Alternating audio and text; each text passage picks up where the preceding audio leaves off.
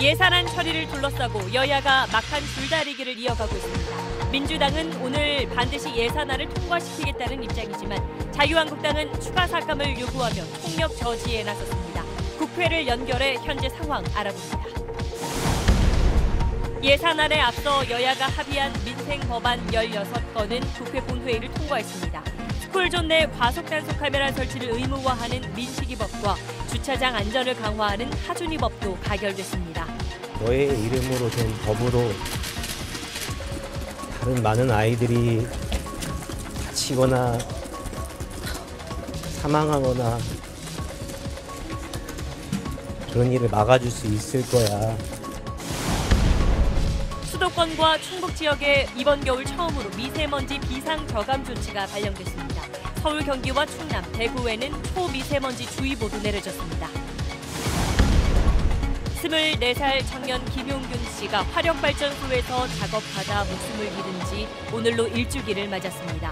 지난 1년간 일터는 과연 얼마나 안전해졌는지 근로자들과 함께 현장을 돌아봤습니다. 김우중 전 대우그룹 회장이 향년 83세로 별세했습니다. 고인이 보여준 세계 경영의 도전 정신과 함께 18조 원에 가까운 추징금에도 다시 관심이 모이고 있습니다.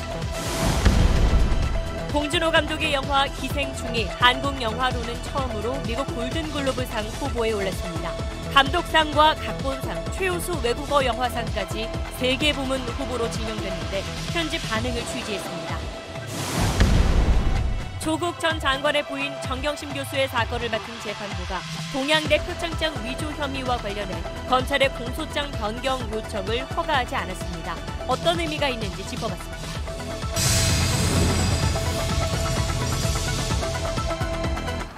나가지 말자니까. 한 바퀴 더. 현대수소전기차.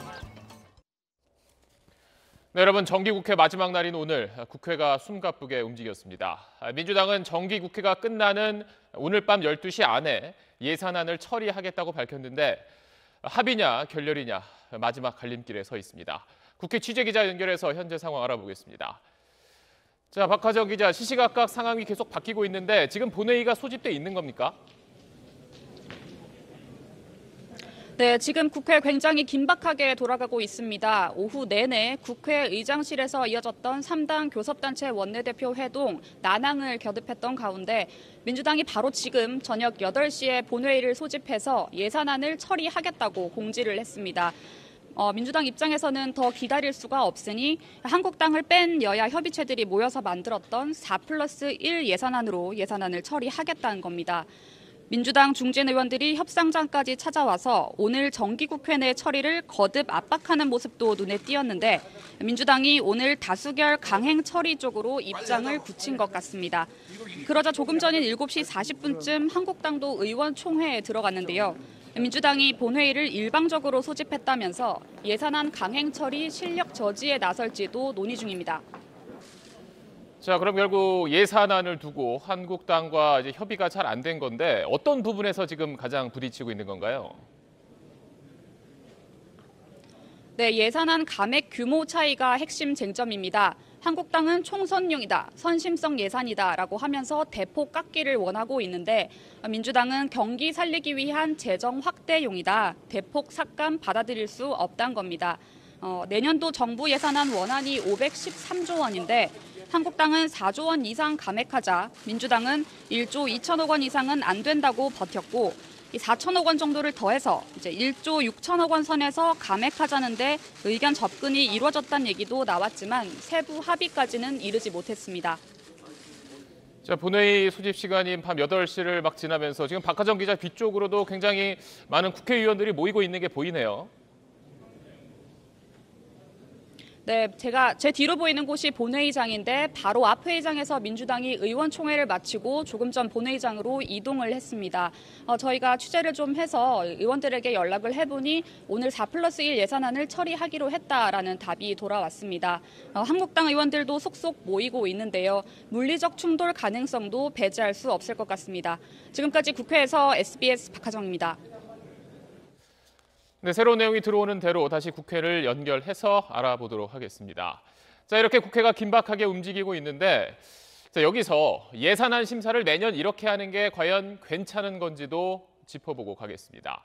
우리가 낸 세금을 어디에 어떻게 쓸 건지 투명하게 논의하고 또 근거를 남겨야 한다는 지적이 이어지자 국회는 최소한의 심사 기록을 남기겠다고 약속했었습니다. 하지만 올해도 결국 깜깜이 밀실 심사였고 법적 근거도 없는 비공개 회의가 올해도 어김없이 등장했습니다. 이어서 권지윤 기자입니다.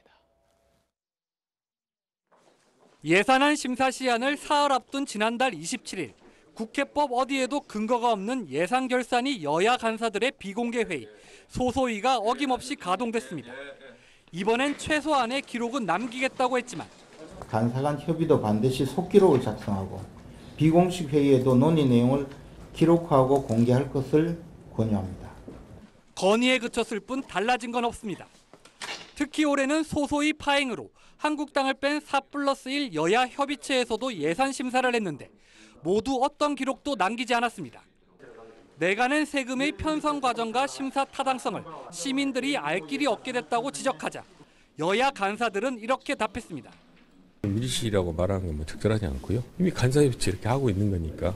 종전보다 그래도 좀 장소나 시간 같은 것 공개를 한다든지 약간 그래도 진일보한 측면은 있다고. 원내대표 협상하는 과정도 결과를 발표하지 공개 못하는 것들이 있지 않습니까?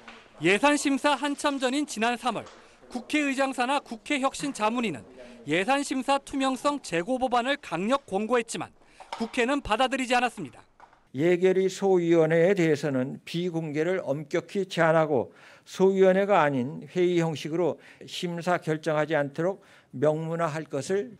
예산안을 볼모로 여야 대치가 매년 반복되는 상황을 보면 투명한 심사를 위한 제도 개선에 대해 정치권은 애당초 의지가 없는 걸로 의심됩니다. SBS 권준입니다. 어린이 보호구역 안에서 안전사고를 막기 위한 이른바 민식이법이 오늘 국회 본회의를 통과했습니다. 사고로 아이를 잃은 부모들은 아이들의 이름을 딴 법이 다른 아이들만큼은 지켜주길 바란다며 또 한 번 눈물을 흘렸습니다. 이 내용은 정유식 기자입니다. 드디어 열린 본회의. 아이 잃은 부모는 이마를 짚고 손을 맞잡고 초조히 기다립니다. 민식이 법이 통과된 순간 도로교통법 일부 개정법률안 대안은 가결되었음을 선포합니다.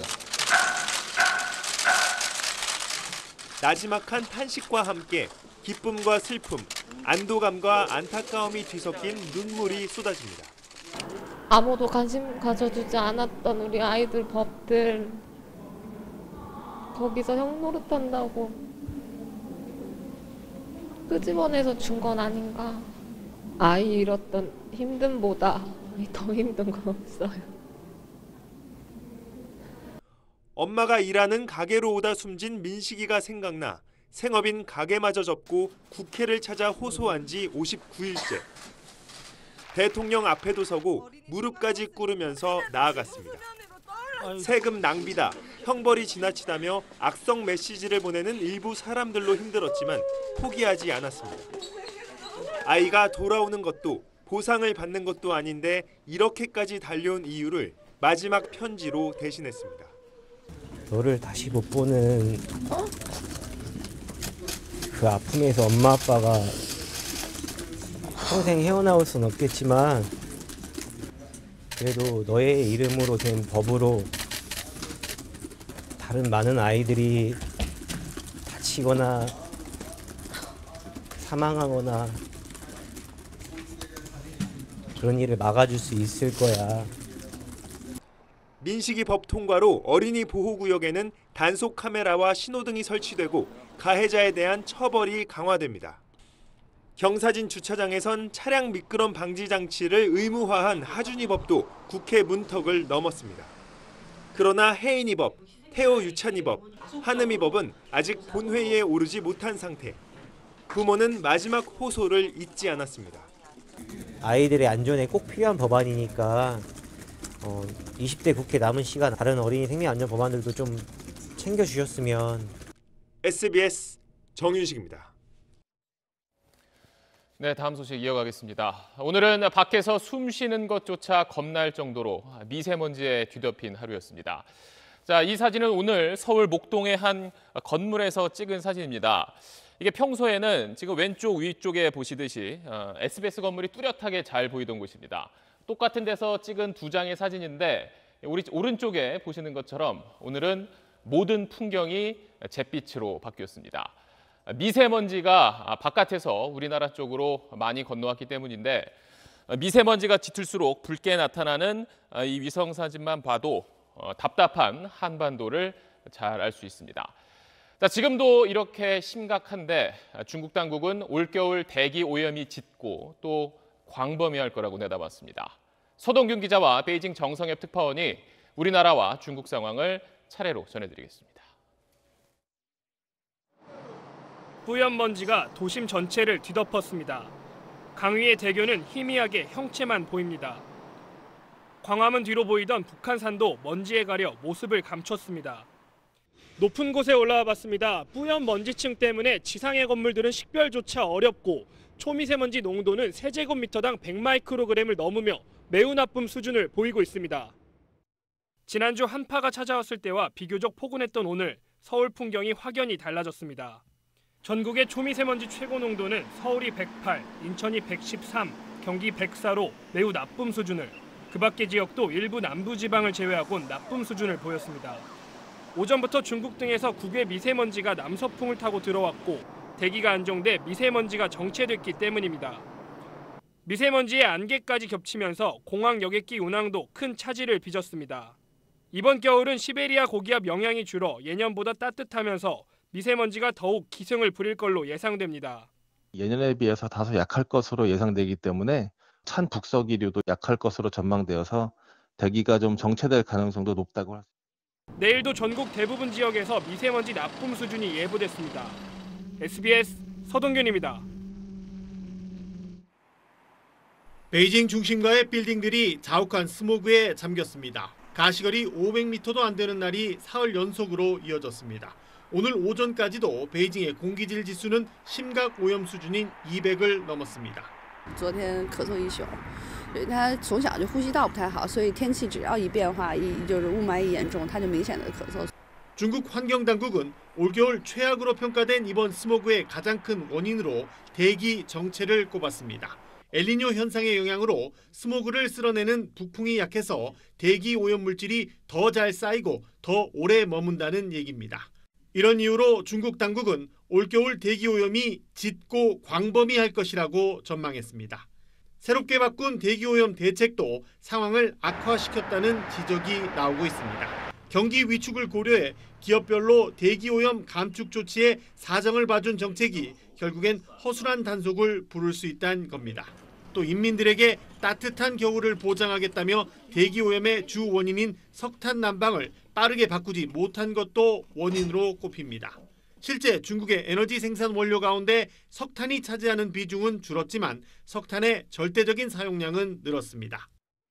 지난달 한중일 공동 연구 결과에서 겨울한철 중국발 스모그의 영향이 70%에 달하는 것으로 밝혀졌지만 중국은 여전히 1년 통틀어 계산한 32%밖에 영향이 없다고 강변하고 있습니다. 베이징에서 SBS 정성엽입니다. 수도권과 충북 지역에는 미세먼지를 줄이기 위한 비상 조치가 올겨울 들어 처음으로 내려졌습니다. 10일인 오늘 공공기관에는 끝번호가 짝수 차량만 들어갈 수 있었고 당국은 길에 세워놓고 공회전하는 차량들 단속에 나섰습니다. 전현남 기자가 이 소식 취재했습니다. 건물이 보이지 않을 정도로 하늘이 뿌옇던 오늘 수도권과 충북에 내려진 미세먼지 비상저감 조치로 공공기관에선 차량 번호 끝자리가 홀수인 차량의 운행이 제한됐습니다. 또 서울시 소속 일부 공공기관 주차장이 폐쇄됐는데 모르고 나온 시민들이 혼선을 겪었습니다. 지금 짝수라 그런 거야?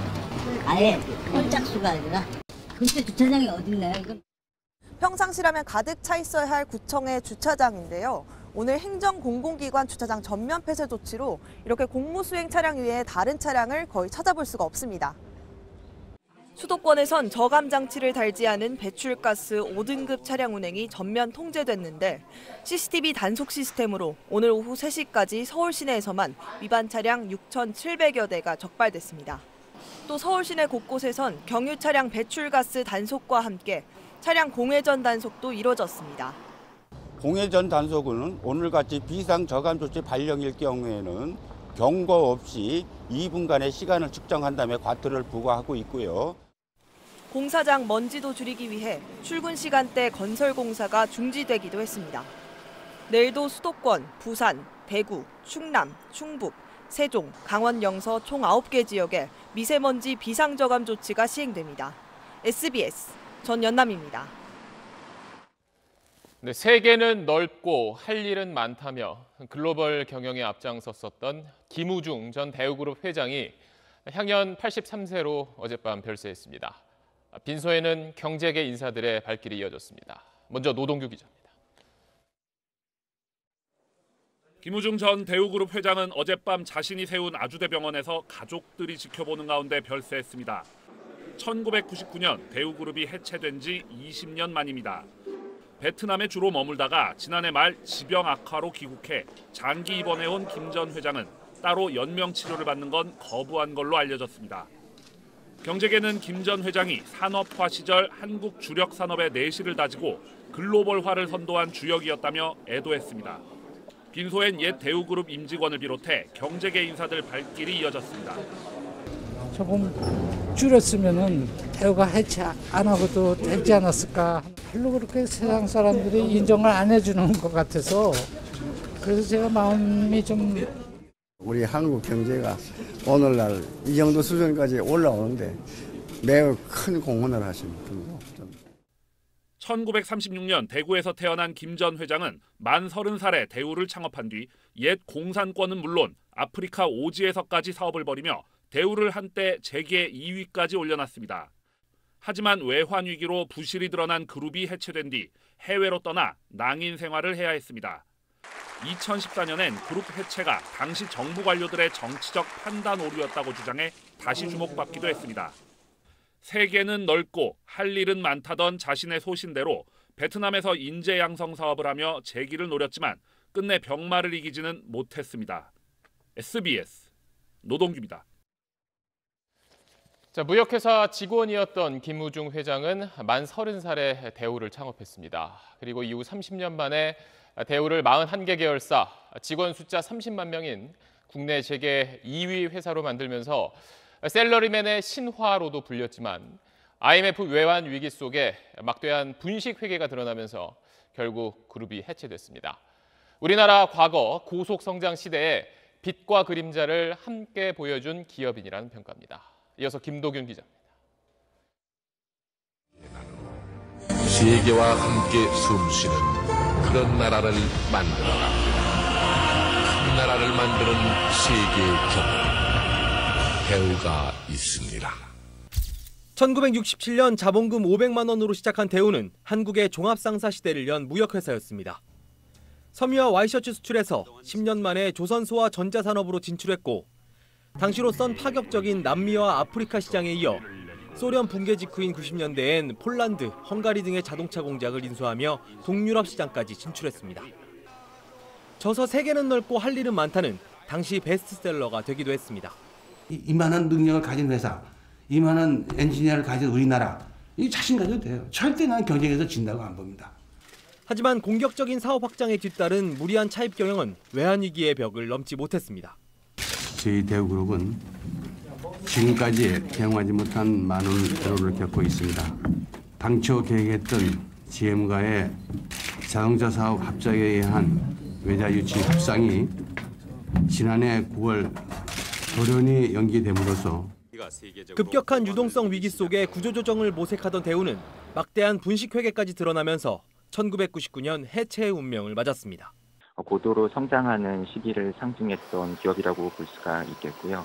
하지만 그 과정에서 기업 부채가 급증하고 금융기관의 부실을 초래함으로써 우리 경제가 IMF 외환위기에 빠지게 하는 단초가 되었다라고 하는 점에서 돌아볼 부분 역시 많은.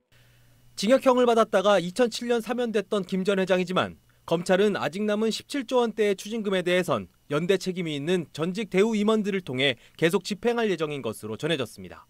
SBS 김덕윤입니다. 24살 청년 김용균 씨가 발전소에서 혼자 일하다 숨진 지 오늘로 꼭 1년이 됐습니다. 김용균 씨가 일했던 태안화력발전소에선 오늘 일주기 추모제가 열렸습니다. 어머니와 또 옛 동료들이 김 씨가 걸었던 출근길을 따라서 함께 그 일터를 돌아봤습니다. 김 씨가 세상을 떠난 뒤 위험한 일을 힘없는 사람들에게 떠넘기지 말고 모두가 안전하게 일할 수 있어야 한다는 목소리가 쏟아졌습니다. 그래서 저희는 오늘 과연 우리의 노동자들이 정말 안전해졌는지 자세히 짚어보려고 합니다.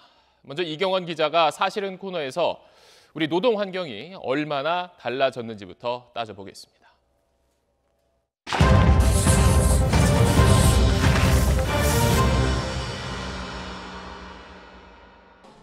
청년 노동자 김용균 희생 일주기, 그를 기억하기 위한 행사들이 많았습니다. 늘 이런 말이 나왔습니다.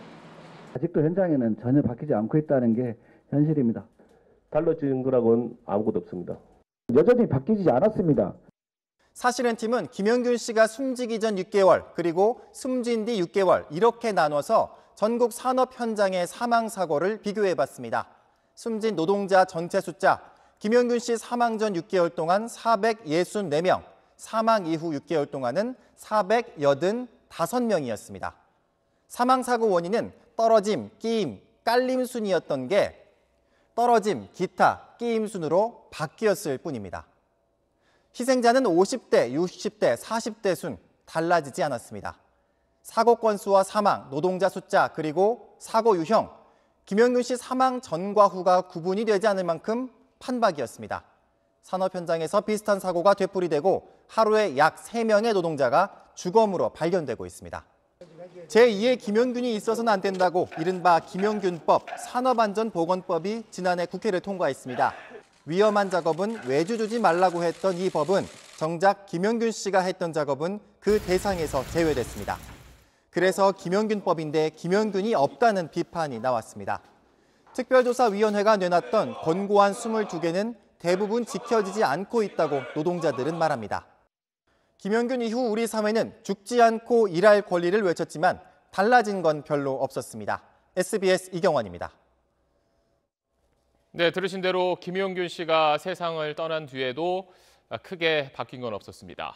위험한 일터에서 하루하루를 보내야 하는 사람이 여전히 많다는 뜻이기도 합니다. 최재영 기자가 그 현장에 가서 이번에는 그들의 목소리를 들어봤습니다. 저는 고 김용균 씨가 사고를 당한 발전소로 가고 있습니다. 사고가 난 지 1년이 지났는데 현장은 얼마나 더 안전해졌는지 확인해 보겠습니다. 발전소 노동자들이 직접 찍은 현장 영상입니다. 석회석을 나르는 컨베이어 벨트에 빗물이 고이자 벨트 위로 올라가 발로 밟아가며 물을 빼내고 있습니다. 제어실과 어떤 소통이 안 됐거나 판단을 미스할 경우에는 큰 사고로 이어질 수 있는. 컨베이어 벨트가 막히자 기계 뒤편으로 몸을 집어넣어 위험한 작업을 하기도 합니다. 중심을 잃어서 슈트 안으로 빠질 수는 있죠. 모두 김용균 씨 사고 이후 특별조사위원회가 위험하니까 2인 1조로 일하라고 지목한 곳들이지만 여전히 혼자 일하고 있습니다. 1년이 지났는데 얼마나 그게 2인 1조로 운영이 되고 있어요?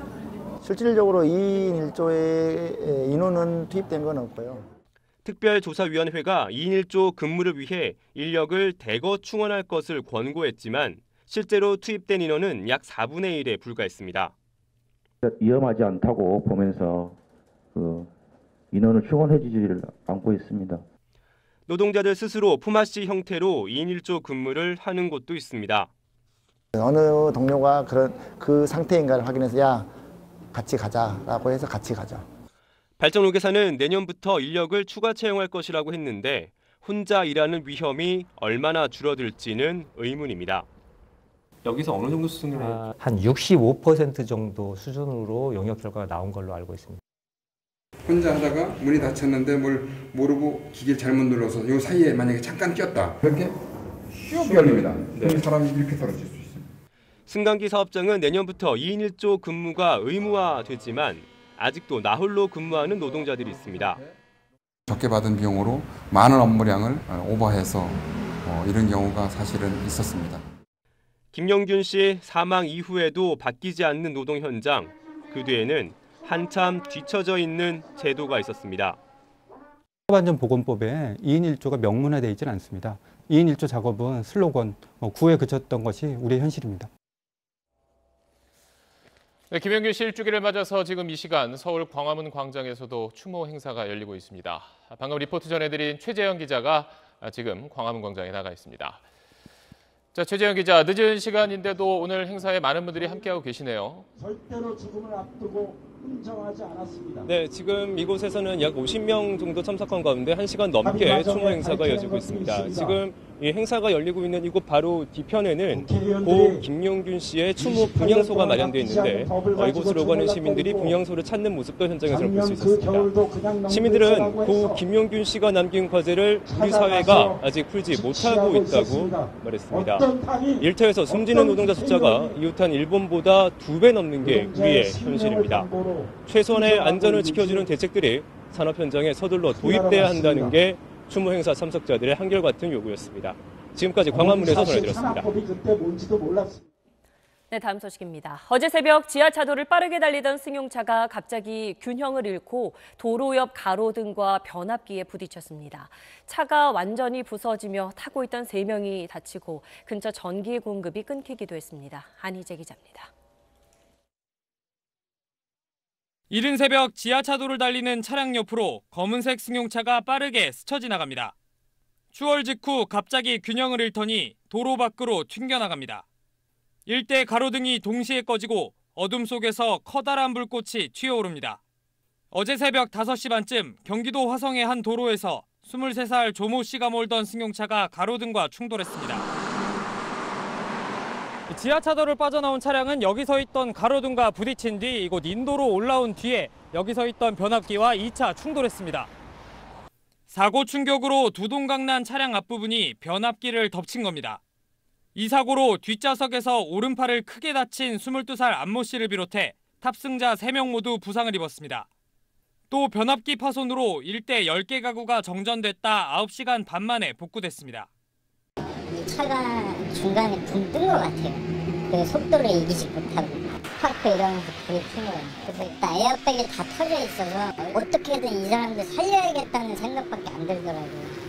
조 씨 일행은 근처 물류 창고에서 일하는 동료 사이로 일을 마친 뒤 함께 아침 식사를 하러 가던 중이었던 걸로 전해졌습니다.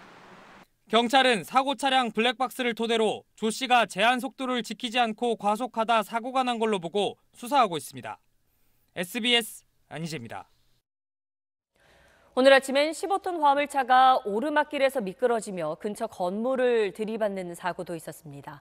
스쿨존에서 아이들 등교 시간에 벌어진 일인데 초등학생들은 화를 피했고 현장을 지나던 70대 남성 1명이 다쳤습니다. UBC 배윤주 기자입니다. 길을 걷던 70대가 갑자기 건물을 향해 뛰어들어오고 1초 뒤 공사 자재들이 쏟아져 남성을 덮칩니다. 아침 8시 15분쯤 울산 중구의 한 어린이 보호구역에서 오르막길을 가던 15톤 화물차가 50m쯤 미끄러져 원룸 건물을 들이받았습니다. 사고 당시 충격으로 원룸 건물의 필로티 기둥이 완전히 부서져 콘크리트와 철근이 그대로 드러나 있습니다.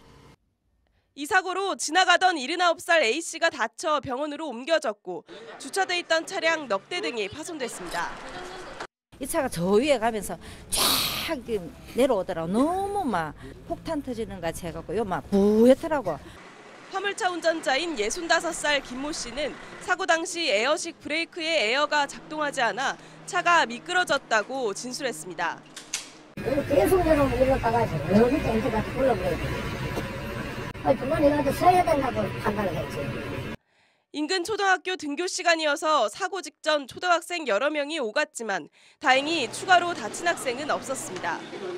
경찰은 주변 CCTV와 블랙박스 등을 분석해 정확한 사고 경위를 조사하고 있습니다.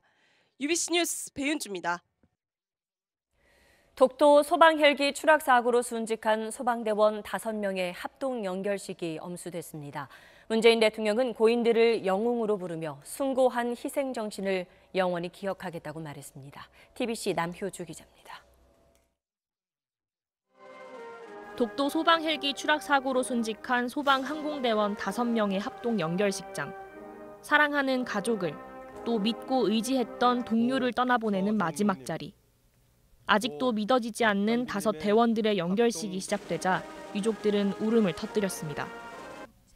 얼마 전까지 함께 울고 웃었던 대원들은 고별사를 낭독하며 눈물의 작별 인사를 건넸습니다. 당신들과 함께해서 행복했습니다. 지켜주지 못해서 미안합니다. 사랑합니다. 연결식에 참석한 문재인 대통령은 고 김종필 기장과 이종후 부기장, 서정용 항공장비검사관, 배혁 구조대원, 박단비 구급대원을 5 영웅이라 호칭하며 숭고한 희생정신을 기리겠다고 말했습니다. 다급하고 간절한 국민의 부름에 가장 앞장섰던 고인들처럼 국민의 안전에 대해 대통령으로서 무한한 책임감을 가지겠습니다. 합동 연결식은 지난 10월 31일 독도에서 응급 환자를 태우고 이륙한 소방 헬기가 추락해 소방 항공대원 5명과 민간인 2명이 실종된 지 41일 만에 거행됐습니다. 소방대원 3명과 민간인 1명은 수습됐지만 기장과 구조대원 등 3명은 아직 가족의 품으로 돌아오지 못했습니다. 순직한 5 영웅은 가족과 동료들의 슬픔을 뒤로한 채 국립대전현충원에서 영면에 들었습니다. TBC 남효주입니다. 네, 뉴질랜드 화이트섬에서 일어난 화산 폭발 속보입니다. 현재 경찰은 지금까지 5명이 숨졌으며 실종된 8명도 목숨을 잃은 것으로 추정하고 있습니다. 지금도 위험하다는데 이런 활화산에 관광객 접근을 허용했던 게 적절했는지에 대해서도 수사가 이루어지고 있습니다. 이창재 기자입니다. 폭발을 일으킨 화산은 여전히 연기를 분출하고 있습니다. 특히 화이트섬 화산이 24시간 이내에 다시 분출할 가능성이 절반 정도 된다는 경고까지 나왔습니다. GNS estimate that there is a 50% chance of a smaller or similar sized eruption over the next 24 hours. 이렇게 불안정한데도 화산 분출 당시 화이트섬의 위험 등급은 최고 5등급보다 3단계 아래인 2등급이었습니다. 경찰은 관광객들에게 화산 접근을 허용한 게 적절했는지 수사에 착수했습니다. I can confirm now that we will commence a criminal investigation into the circumstances of the death and injuries on White Island. 현장에선 실종자 수색이 진행되고 있지만 화산재를 머금은 연기가 가라앉지 않아 어려움을 겪고 있습니다. 지금까지 사망 5명에 실종자가 8명이지만 수색 당국은 실종자들도 숨졌을 가능성이 큰 것으로 보고 있습니다. 경찰은 화산 분출 당시 화이트섬에는 47명이 있었으며 뉴질랜드인을 비롯해 호주, 영국, 미국, 중국, 말레이시아 관광객들이었다고 밝혔습니다. SBS 이창재입니다. 봉준호 감독의 영화 기생충이 한국 영화로는 처음으로 골든글로브상 후보가 됐습니다. 3개의 부문 후보에 이름을 올린 건데 발표는 내년 1월입니다. 김수영 특파원이 보도합니다. Best Director Motion Picture, Bong Joon-ho, Parasite.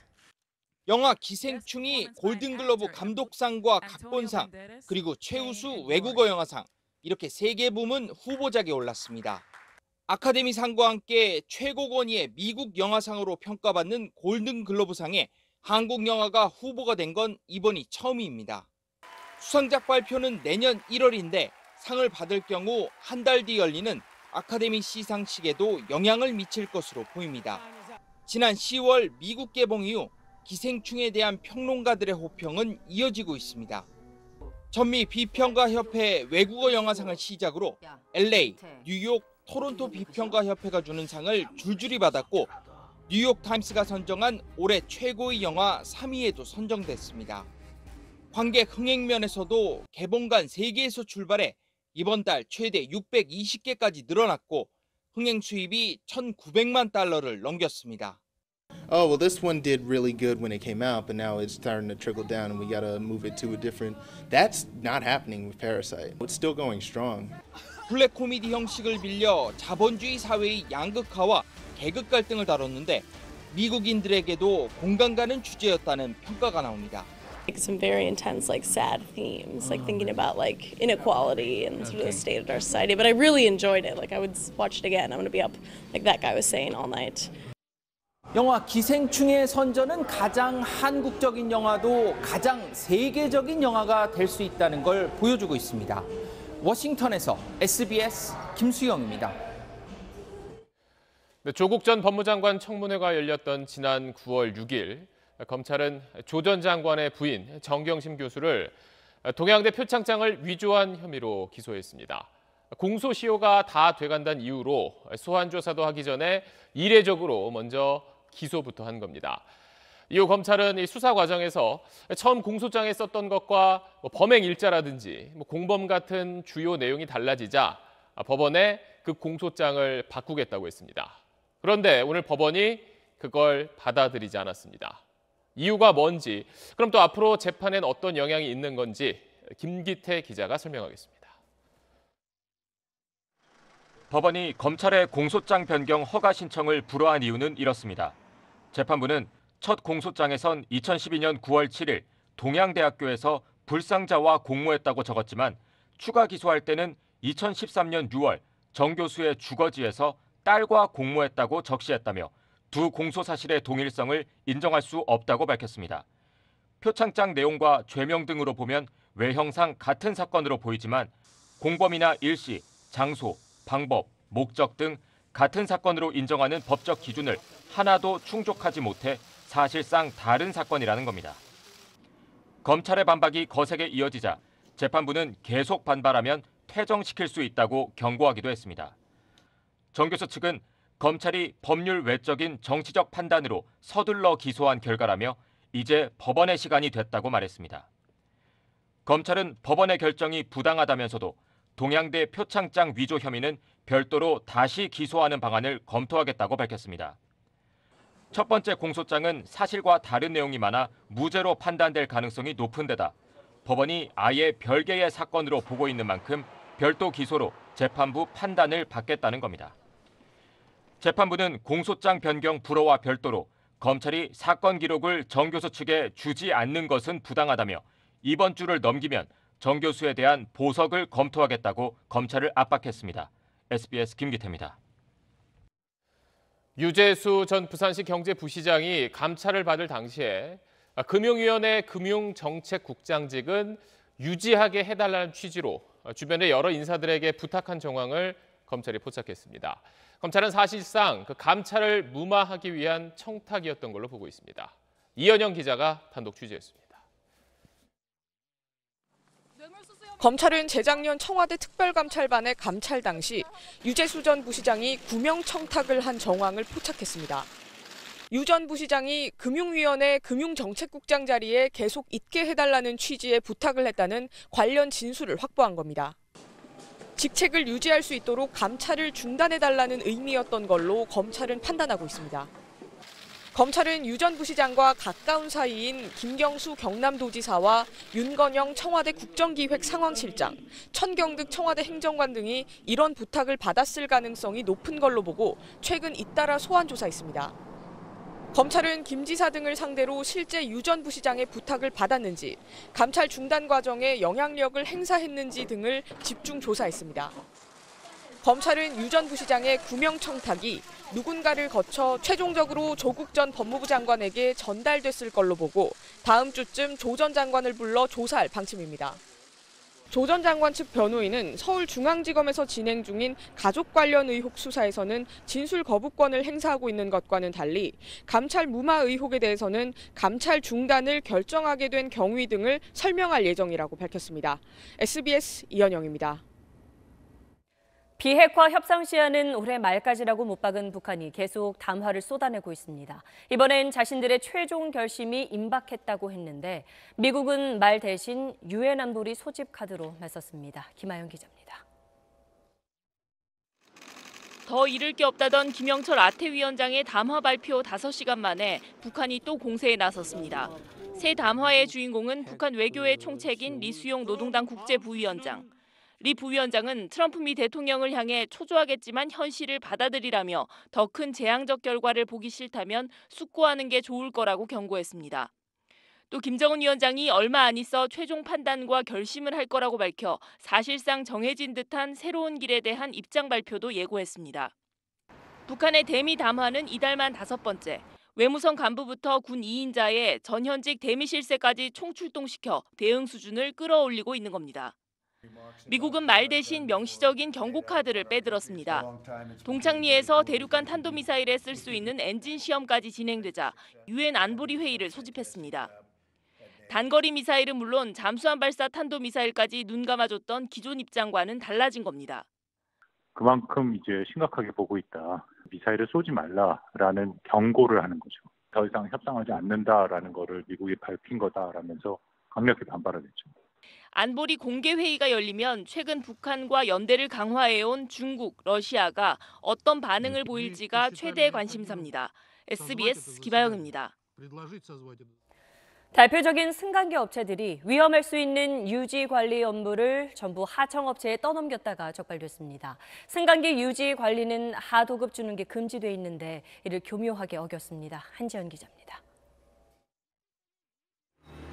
지난 3월 부산 해운대 한 아파트에서 17층에 있던 승강기가 추락하면서 내부에서 작업하던 노동자 2명이 숨졌습니다.